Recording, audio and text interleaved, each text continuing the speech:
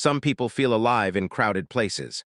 The noise, the movement, the constant presence of others, it energizes them. But for other people, peace begins the moment the door closes behind them. The outside world fades, the pressure softens, and in the quiet of their own space, their mind finally exhales. Why is that? Why do some people genuinely love staying at home? Not because they're lazy, antisocial, or depressed, but because home feels psychologically safe. For a long time, society has misunderstood people like this. We live in a culture that celebrates extroversion. Being busy is admired. Being socially visible is treated like success. People are expected to go out more, talk more, share more, and constantly stay connected. So when someone prefers staying home, others often assume something must be wrong. But psychology tells a very different story. Many home-loving people are emotionally healthy. Some are deeply creative. Some are highly observant. And many simply recharge their mental energy through solitude instead of stimulation. To them, being alone does not feel empty. It feels peaceful, clear, safe. And in a world that never stops demanding attention, that feeling becomes incredibly valuable. In this video, we'll explore the psychology behind people who love staying at home. Why solitude can feel comforting instead of lonely. The hidden strengths that often develop in quiet people. The dangers of isolation when comfort turns into avoidance. And what modern psychology reveals about the human need for both connection and retreat. Because sometimes, the people who spend the most time alone understand themselves the best. For some people, home is more than just a building. It's not simply walls, furniture, or routine. Psychologically, home can represent something much deeper: control, predictability, emotional safety. Outside the home, the brain is constantly processing stimulation.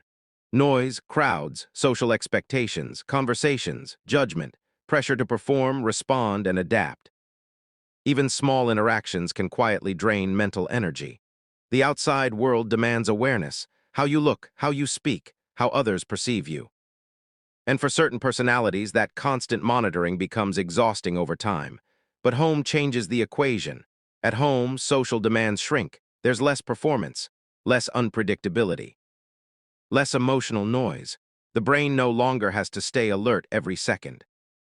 Psychologists have long understood that human beings naturally search for safe zones, environments where the nervous system can finally lower its guard.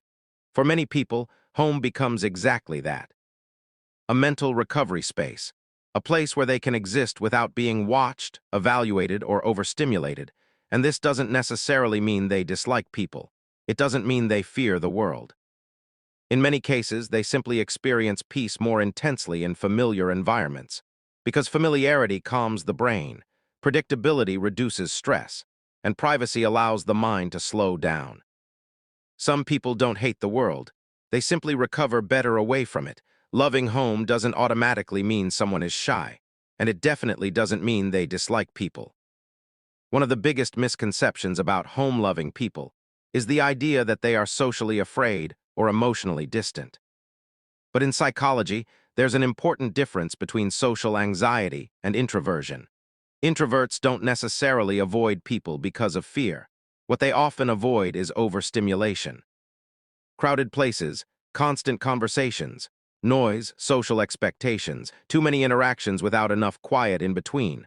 All of it consumes mental energy. For extroverts, social interaction often creates energy. Being around people can feel exciting, motivating, even emotionally refreshing. Conversation stimulates them. Activity sharpens them. But introverts work differently. Their nervous systems tend to process stimulation more deeply. So after too much noise, movement, or interaction, the brain begins to feel overloaded. That's why solitude feels restorative to them. Not because they hate connection, but because quiet helps them recover. An introvert may genuinely enjoy spending time with friends, laughing, talking, and connecting emotionally. But after a while, they often need distance to recharge internally. And that's the part many people misunderstand. Many home-loving people actually love people deeply. They simply prefer connection in smaller doses, smaller groups, calmer environments, more meaningful conversations. To them, silence is not awkward, it's relief. Their quietness is not coldness, their distance is not rejection, their silence is not emptiness, it's recovery.